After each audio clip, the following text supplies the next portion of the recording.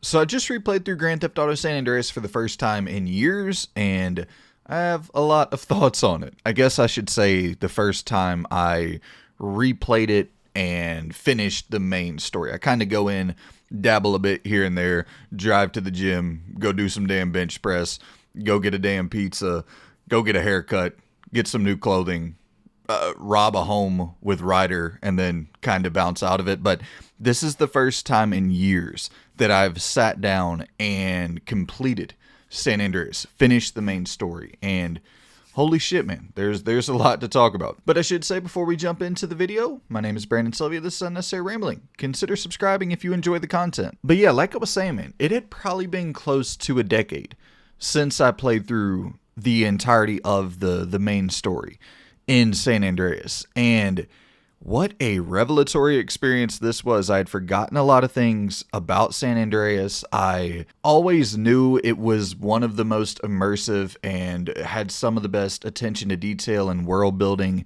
in any game ever. But after finishing it, I've always said that talking about the greatest of all time, the greatest game of all time, I've always said that even though it's not my favorite game of all time, I would consider Red Dead Redemption 2 to be the greatest game of all time. And honestly, after finishing San Andreas, I'm kind of weighing back and forth in my head, which of these two Titans would I consider the greatest game of all time? It's really close. I think San Andreas, you can make a legitimate argument that it is the greatest video game of all time, and we'll go into that and break it down bit by bit. But I haven't gone back to Red Dead Redemption 2 since 2018, so I'm really curious how I would feel about that now. I know it's only been a few years, but I would still like to jump back into that. And 2024 is looking a little bit light for new releases, so yeah, I mean, if this video does well, if you guys want me to jump back into Red Dead Redemption 2 and do a review for that game in the same style as this one, let me know, and I'll do that. I'm constantly looking for any excuse to go back and replay that game. But to dive into the world building a little bit, that once again, that's the star of the show here. You know, when you're going in and you're looking at all these different shops, and they all have their specific design sensibilities, and the layout is different. The different clothing options are unique to each individual shop. Everything, every business you enter, every shop you enter has its own personality. And for the scale of this game, a game that released in 2004, especially when compared to Vice City and GTA 3, Vice City coming out in 2002, GTA 3 in 2001. This San Andreas was 04, so it took 2 years in between development opposed to the 1 year from GTA 3 to Vice City. And you can definitely tell that extra year, as small as that window seems by today's standards, it really, really fucking paid off. This is probably 10 times bigger than Vice City. It's just so sick, you know, walking into a new barber shop and getting some specific cuts that you can only get at that barber, or going into a new gym and learning MMA moves or learning boxing moves that you can only learn at that one gym. And even going into the gun shops, while it's not as drastic of a distinction between each ammunition gun shop, there is a little bit of flavor there where the interior layout is slightly different and the shooting range is set up slightly different. These are things that could have very easily been just copy paste for each ammunition gun shop, or for each barber shop, or for each clothing shop. But to take the time to make every single one of these locations feel different and unique, I think that's one of the main areas where you see that 2-year development cycle really paying off in a big way. But yeah, man, it extends into bars and restaurants. Each restaurant has their own food option. It's a really crazy level of immersion that you get in this game. And light location spoilers here, but you end up going to Las Vegas 3/4 of the way into San Andreas, and once again, you're given a totally new playground that is filled to the brim with decadence and grimy, but also so vibrant and beautiful. And you're looking around at your surroundings, just kind of marveling in the way that Rockstar was able to recreate such an iconic city, but have their own spin on it and have their own DNA kind of transferred into that. And a lot, you see it on full display with some of the mission design in Las Vegas, especially, you know, when you get your jetpack. And that's a whole nother thing. Get a big ass jetpack in this game. You attach your jetpack to your back. You're going up, flying around, and when you get to Vegas and you're just flying around overlooking the city, and I mean, just that alone, dude. The fact that you have a jetpack in San Andreas, you're able to explore a Grand Theft Auto game just jetpacking around, flying above all the buildings, looking down at shit. It adds a totally new verticality to Grand Theft Auto, a totally new level of verticality to Grand Theft Auto that was never really present before, where you can kind of reach the top of any building that you want to get to. And we'll talk about the gameplay and all that shit, but that adds a new dynamic to the gameplay where you can kind of set up shop and just snipe people from the tops of buildings for certain missions. And when you're flying around Vegas on that jetpack and just looking at this fucking beautiful recreation, it's something to behold, man. And I guess since we're already kind of in spoiler territory here, I'll add one more to the fold. And this is a little bit later in the game, but when you, and I'll timestamp this to make sure people can skip around, but when you're when you're coming back to Los Santos after leaving Vegas, after CJ has he's leveled up, you know, he's a businessman now. He's acquiring different businesses and he's got some cash. But when you're forced to return back to Grove Street and you see since you've been gone, like there's a total shift that has taken place in the streets as people are rioting due to Officer Tenpenny being acquitted of several horrible crimes, and the people of Los Santos kind of just feel abandoned and feel betrayed by the system, and they're like, fuck it, we'll take matters into our own hands. Because, I mean, the people of Los Santos have directly been negatively impacted and have seen firsthand how corrupt Officer Tenpenny really is, and it's just kind of like this breaking point for the people of that city. And you're also seeing, when you come back, a massive crack epidemic has broke out throughout Los Santos since you've lost control of the territory. So you're battling that and trying to take over the territory to prevent some of that shit from spreading. And you're even seeing some of your closest friends and family being impacted by the crack epidemic. And so it's hitting close to home. There's obviously, you see some inspiration taken from the LA riots of 92, but they do enough to kind of take that energy and harness it into the narrative that they created for San Andreas and shape the riots around that. But really the standout little touch to me with all of this is something that could probably pretty easily be missed, or even just you look at it and you think it might be a bug or a glitch at first glance, but you're seeing people walking around the streets carrying TVs. And I would assume that would either be because of the riots, people are breaking into stores and just, you know, total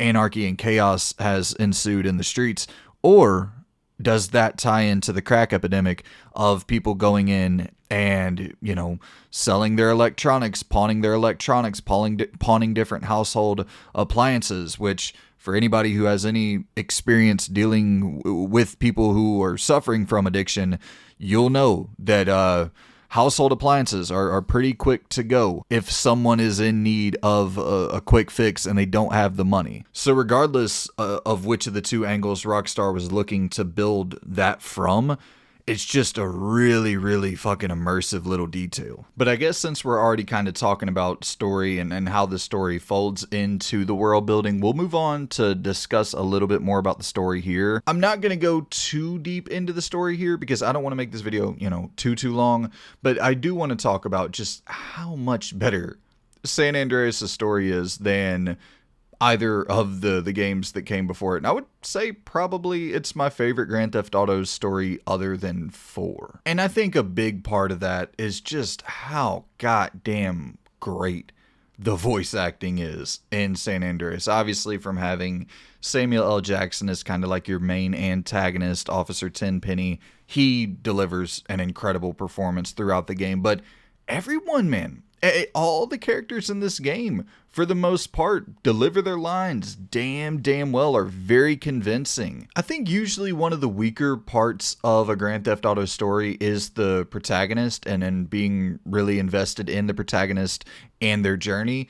And I don't think it's, some deep level of investment that I had in CJ's journey here, but he was really well written. I loved the level-headed, kind of even-keeled personality that they gave him while being surrounded by a lot of less than level-headed personalities, I would say. Especially as you get into Vegas, shit starts getting very comedic there, but there are some more kind of gritty, small-scale street stories taking place when you're in Los Santos, and I love when Grand Theft Auto, always appreciate the humor and the satire, and that's on display here as well. But I always appreciate when they take a step back from the zaniness and try to actually craft a story that you care about. And I do think you care about that aspect of CJ in particular. This story of wanting to get out of Grove Street and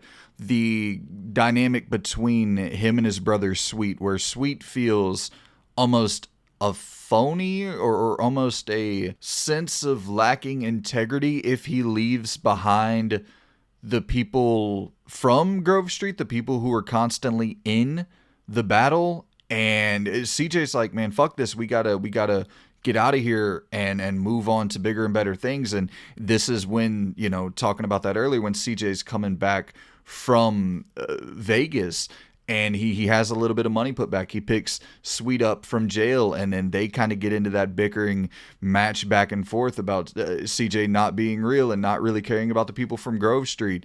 And Sweet's like, no, we're going to clean this shit up before we leave this place behind. And I think that's such a relatable story for like 99% of us.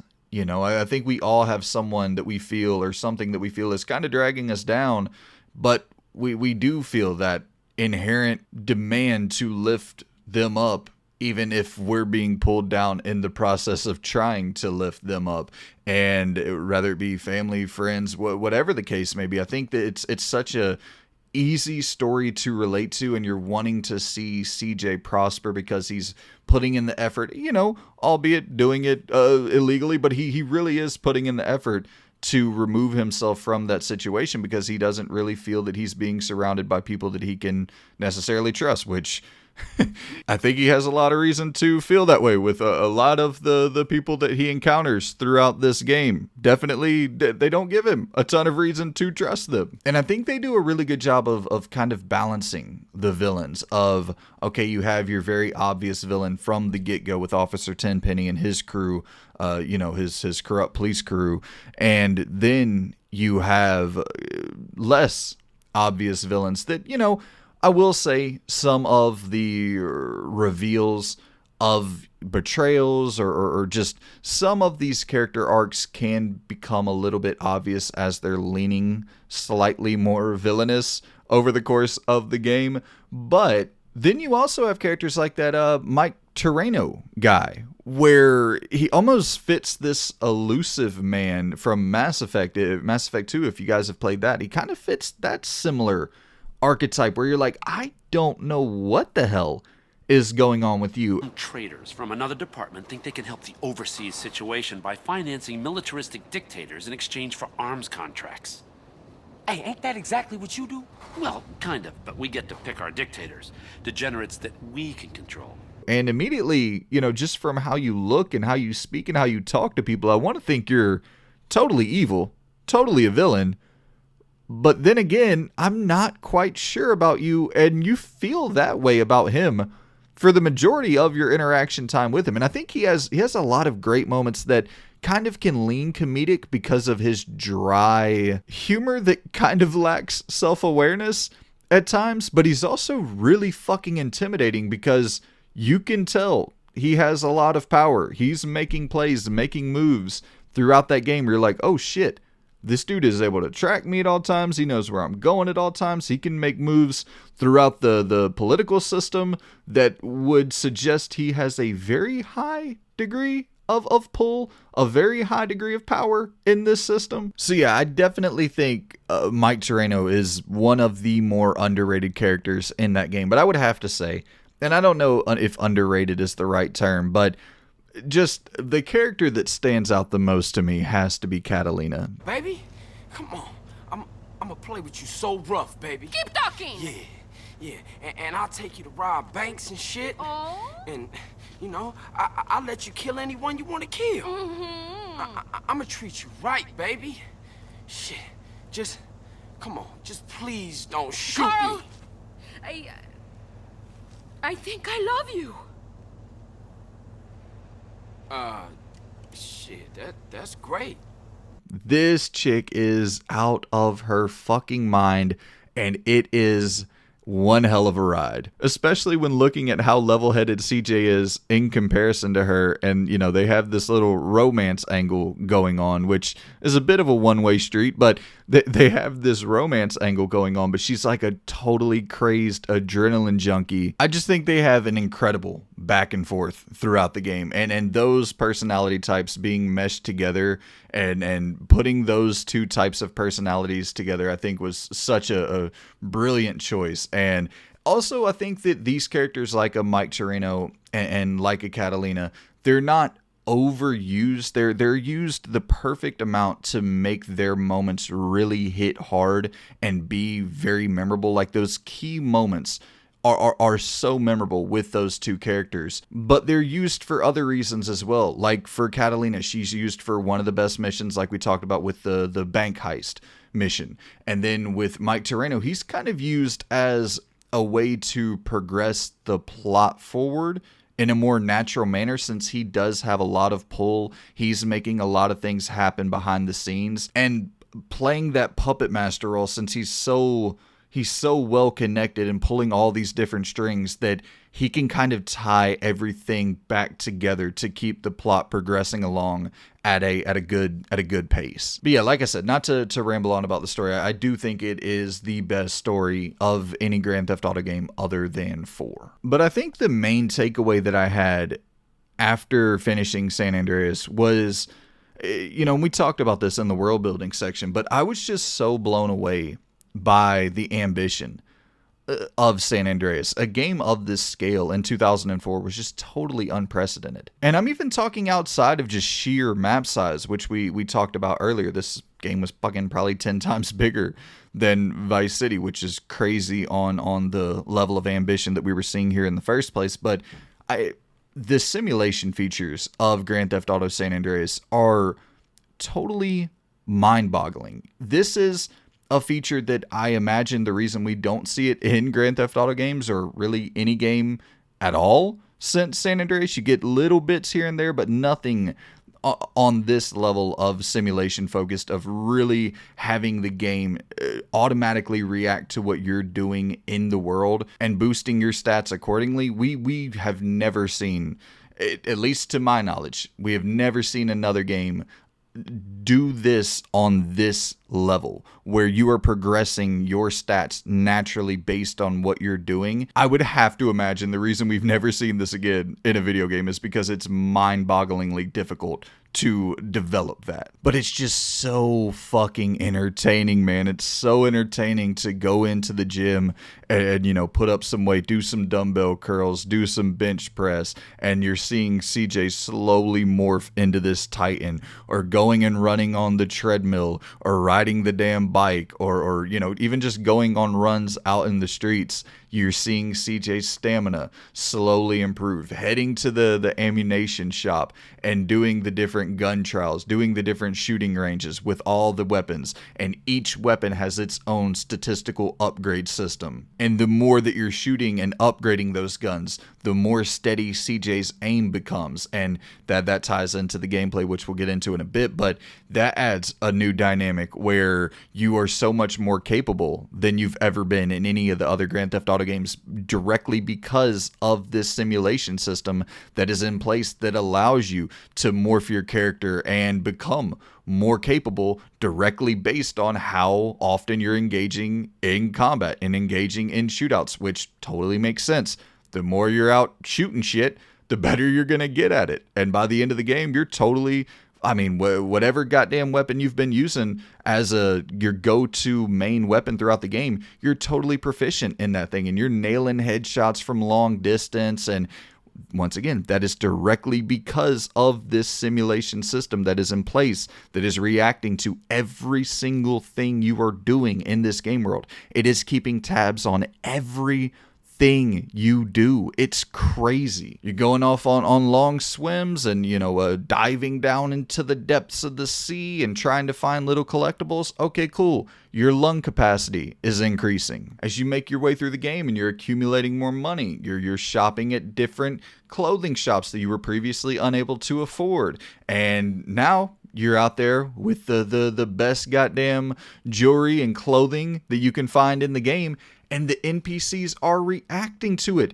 They're complimenting your clothing. They're complimenting your jewelry. If you're swole as shit, people on the streets are commenting about how goddamn big you are. And all of this kind of ties into your sex appeal status. The more you're working out, the better clothing, the better jewelry, the better vehicle that you have, the more you're seeing that sex appeal stat increase. And I guess that ties right into a full dating system that is on offer for the first time in any Grand Theft Auto game, where you can go and pick up these different ladies and take them out on dates, take them out on the town to different bars, and going out to eat at different restaurants that are only available for these certain dates. And they would expand a little bit more on this in Grand Theft Auto 4, but that's where, the foundation was laid for this dating system, was in San Andreas. And I'm not saying that the dating system in and of itself is the most mind-boggling feature that was added into Grand Theft Auto San Andreas or GTA games in general, but how all of those stats play into it, and how just all of the stats kind of play into everything in this world is probably the one thing that will always stand out to me as like the holy shit feature that is synonymous with Grand Theft Auto San Andreas. But the ambition goes well beyond that, man. There's a lot of key features that were added to Grand Theft Auto games for the first time with San Andreas. Being able to fly a fucking plane for the first time ever. That was San Andreas. Being able to swim for the first time ever in a Grand Theft Auto game. That was San Andreas. Like we talked about earlier, interacting with NPCs and, being able to press up for the positive reaction and being able to press down to respond negatively to the people who are talking to you on the streets. That was featured for the first time ever in San Andreas. Hell, the ability to climb. The first time we ever saw that in a Grand Theft Auto game was in San Andreas. Having different companions that could come along with you on missions that you could go out and recruit in the street naturally. Once again, ties directly back to the different simulation, stat-based systems that were on offer, where as you leveled up your respect stat, you could go out and recruit a bunch of different Grove Street members to come and assist you on different missions, or to come and assist you on gang takeovers, territory takeovers. And I guess since we're already discussing like gameplay adjacent topics, we'll just dive full stop into the gameplay. I think the one area, though, the one critique that Grand Theft Auto games often get is that the gameplay feels pretty samey from mission to mission. And I think that is a huge step up from Vice City to San Andreas. You see great variety in the mission layout. You have stealth infiltration missions where you, once again, talking about new features, you have the ability to kill people while crouching, and also you have the ability to crouch and move, which is a brand new feature that wasn't available in GTA 3 or Vice City. You can crouch up behind an enemy, and if they're looking in the opposite direction, you can go up and stab them, kind of get a quick stealth kill in. And so there's just more freedom in how you can tackle each mission. You don't necessarily have to go in guns blazing. If you're in this open environment and there's a bunch of enemies all over the place, if you want to stealth crawl your way through this bitch, you can kind of crouch around, go up behind enemies, take them out one by one, and you got your Agent 47 vibes. You can pull out the silenced pistol at a moment's notice and start taking enemies out that way. And I think that just in terms of laying out these specific levels that are designed around stealth, that's a key feature as well, where There just wasn't really the option to do that in previous Grand Theft Auto games because mechanically those systems weren't in place yet. You kind of have to be able to move and crouch to have any success in a stealth-based gameplay encounter. But make no mistake about it, you got tons of damn shootouts and firefights and action movie set pieces galore on offer with San Andreas. And with the shooting specifically for San Andreas, just having the ability for the first time ever to free aim, to not have to rely on the auto aim, that was a goddamn game changer. Because say you're wanting to pick off an enemy from long range, and in Vice City or GTA 3, if it doesn't auto target and auto lock on to the enemy, you can't shoot them. In San Andreas, you got your free aim, you're ready to go.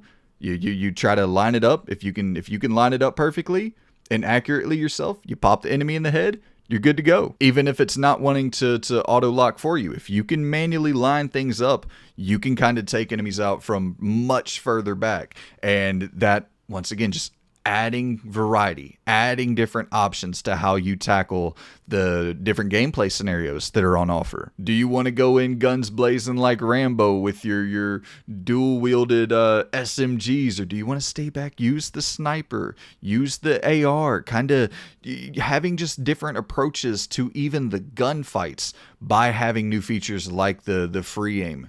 It just adds that much needed little bit of flavor into the gunplay. You got some badass ultra cinematic car chases taking place. You got boat chases taking place. One specifically that has a great story tie and payoff to it that's maybe midway, halfway through the game. Like we talked about earlier, you're able to fly planes for the first time ever, and they have missions designed specifically around that. And even missions where you're infiltrating planes, you're jumping into this plane and fucking battling dudes inside of it and then parachuting out of it. You got a damn mission where you're beating the hell out of a bunch of dudes on this construction site, and you end up getting into a cement truck, and there's a dude he's in this porta potty, and there's like a hole right on the other side of him, and you use the damn cement truck to tip him over into the hole. You bury this motherfucker alive like you're goddamn prime Undertaker. You got a mission where you got a hostage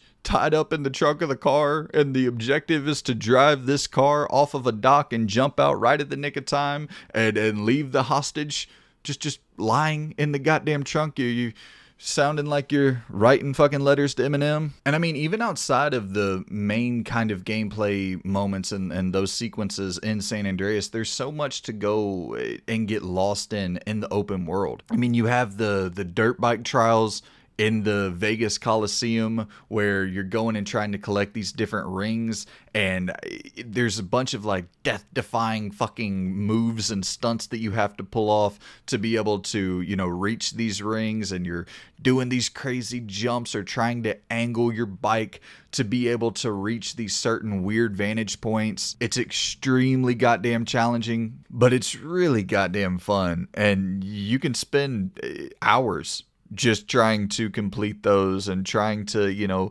get the high score. And it starts off where you're in like an actual dirt bike race where you're doing laps and trying to come in first place. So it's a really fun event when you get to that Vegas Coliseum. But like we talked about, there's arcade machines inside of the bars, and you can go in and shoot pool. There's a full mini game for shooting pool. Once again, first time ever in a Grand Theft Auto game, you're able to go in and shoot pool. You're able to go in and play basketball. All of these new features, and the man, once again, talking about some of the immersive moments. I remember I was shooting basketball, and there's like some high score thing that I was trying to get, and I'm sitting there doing it over and over and over again. And then I see, because I'm out, late afternoon, whatever, shooting hoops on the court. And then you see when it starts fading from like the sunset into the nighttime, and the street lights come on, and you're out there shooting hoops as the street lights hit. And it's just, I don't know, there's something so immersive about those little moments. And there's so many of those little moments that just aid that immersive experience. And sure, in terms of mechanics, is the basketball minigame all that intricate? not at all. The pool is actually more skill based. You're timing things up, lining it up. You have a power meter where, well, it's not really a meter. Depending on how far back your elbow goes, that is kind of going to determine how hard you hit the ball. So there is some strategy in that. With the basketball, it's pretty much just you press fucking, what is it, circle, I think, to shoot. And there's like a light timing aspect to it. But once you get that down, it's pretty simple. It's simple across the board, but it's still cool that it's there. And that's the only time we've ever seen basketball in a Grand Theft Auto game, if I'm not mistaken. So I really want to see some sort of basketball minigame make its way back into GTA 6. I love that shit. But for me, the gameplay moments that really stuck with me were these cinematic moments that would take place in gameplay, and it would flow so naturally and would feel so dynamic, like so unscripted, so unplanned. And you'll be on a chase, and the police are chasing after you, and there's this perfect little spot for a cop car to fly off a bridge, or perfect little spot for the cop car to spin out of control and fly off into a ditch, or whatever the case may be, and it'll happen. And you go on about your day. You're like, damn, that was really cool. That was such a emergent sort of natural flow into this mission. That's crazy that happened to me. But then if you replay the mission, you notice that it happens again. And if you have to replay it again, it'll happen again. And you could kind of use that as like, oh, that's a ding against the game because these moments actually are planned and are scripted. But I think designing these moments to appear so seamlessly and to be so natural, to merge your gameplay into this very cinematic experience, to me that's almost more impressive. And I don't know, I kind of liken it to wrestling, where the less you are able to identify that it's fake, the more immersed you are, the more invested you are in the story. And they do such a good job of making all of these badass cinematic moments feel like just straight up natural gameplay. My only real big gripe against San Andreas in any regard is the end section, the gang takeover section, when you come back from Vegas and shit hits the fan. And I love, like we talked about earlier, the atmosphere and just all the story beats surrounding that. But I do not like at all those gang takeover missions, especially towards the end when you have to hit quite a few of those back to back to back. And it feels kind of like unnecessary padding. At that point, you had a game that was paced so goddamn perfectly throughout the entire experience, where you never felt like you were lingering around in one area or in one mission or anything for too long. And then that was the one part of the game where the pacing really came to a screeching halt. And I was just left stuck in this one area doing this one style of gameplay on a loop that I really didn't have any interest in doing over and over again. And it's so weird to even really put myself in that mind frame of like, Grand Theft Auto San Andreas is already 10 times bigger than the biggest games ever in 2004. It was like, why would you feel the need to pad out an extra few hours of content with this repetitive loop? It doesn't make much sense to me at all. But once again, that's like really the only gripe I have for the game. So that brings it down from like a 9.9 to a fucking 9.7. This is damn near, in my opinion, a perfect video game. And I'll keep the scores in for the individual reviews as well as the rambling reviews. We'll keep the scores in the mix here. So yeah, overall thoughts, I think I would say that it's right there in that 9.6, 9.7 range. It's damn near a perfect video game. I genuinely think, taking yourself back to 2004 and looking at it in that lens of the 1 out of 10 rating system, that's about as close to a 10 out of 10 perfect video game as you can really get. That experience on offer with San Andreas, especially at that time, it's like fucking A, man. It's hard to think of anything that would be more fitting of that 10 out of 10 score. But just to I don't think number scores really matter, but I do think they're fun. I like using them. So I'll say for me, I'll lock in that 9.7 out of 10. I think that one section, the fact that it drug on for so long, that gang territory takeover section at the end, and it just didn't really have a satisfying payoff at all either. I understand why it was implemented from a narrative standpoint to some degree, just to show you how high the stakes were and how the territory control shifted away from Grove Street while CJ was gone. I get that from a narrative standpoint, so I can't ding it too hard there, but it was very, very repetitive. I'm talking hours of gameplay just getting through that to get to the next section to actually finish the game. So that was a drag, but that was really the only part of this game that annoyed me at all, really. And I will say this, to be fair to Vice City, which I've talked about multiple times, kind of comparing Vice City and San Andreas, and at times I feel like I'm being dismissive or negative towards Vice City, and I really don't mean to be. I played them back to back because I played through the definitive edition, the trilogy. That's how I went back and re-experienced both of these games, which the definitive edition of Vice City, it's a horrible port.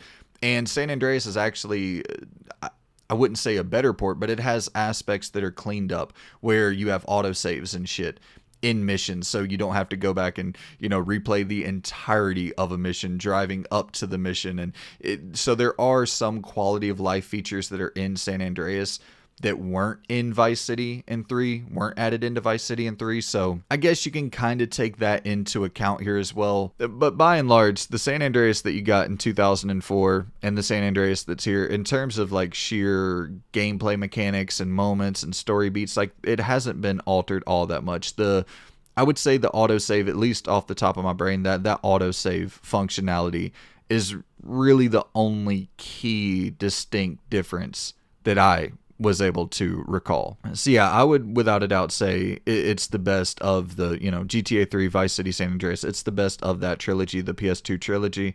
I would put it above GTA 4. I haven't played GTA 5 in a while. I'd like to go back and replay that one before I do some definitive ranking for the Grand Theft Auto games. And I also would really like to play Red Dead Redemption 2, because in my brain right now, neither of these games are my favorite game of all time, San Andreas or Red Dead Redemption 2. But I think greatest game of all time, like the greatest game I've ever played, I really do think right now I'm looking at Red Dead Redemption 2 and San Andreas. I think those two are the two greatest games I've ever played in my life. So I would like to replay Red Dead Redemption 2 to have a more clear comparison. And obviously it's hard as hell to compare a game that was released in 2004 to a game that was released in 2018. And so the comparison there would be tough in any way, shape, or form you try to look at it. But I do think you see a lot of that simulation focus carry over into Red Dead Redemption 2 from San Andreas, and those aspects weren't really carried over into any of the other Rockstar games, which is interesting. Even the fact of like having the kind of dynamic encounters with NPCs and the positive and negative responses, like there's a lot of carryover from San Andreas to Red Dead Redemption 2. So I definitely would like to go back and play that one this year if I can find time to squeeze a 100-hour game into the mix this year. But yeah, man, that's it. First solo review in the books, GTA San Andreas, locking it in at a 9.7 out of 10. Fucking damn near perfect. If you enjoy this style of content, drop a like on the video, subscribe to the channel, drop a comment for the algorithm, all that good stuff.